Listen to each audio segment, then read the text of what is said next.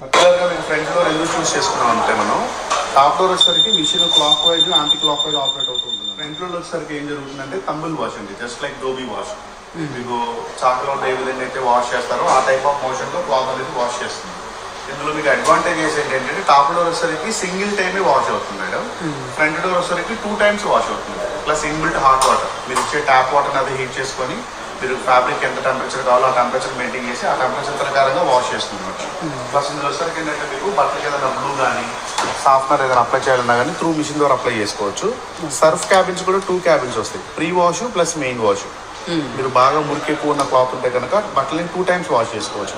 ఈ ఆప్షన్ అనేది మీకు టాప్ డోర్లో ఉండదు, సింగిల్ టైమే వాష్ అవుతుంది. ఇది మీకు మోటార్ కూడా inverter technology plus AI motor. ఇప్పుడు మీరు 9 kg మిషన్లో మీరు 9 kg క్లాత్ వేసినప్పుడు ఏ టైప్ ఆఫ్ ఫ్యాబ్రిక్ వేశారో ఆ ఫ్యాబ్రిక్ కూడా సెన్స్ చేసుకుంటుంది మేడం. ఇది ఆర్టిఫిషియల్ ఇంటెలిజెన్స్ మోటార్, అది సెన్స్ చేసుకొని దానికి ఎంత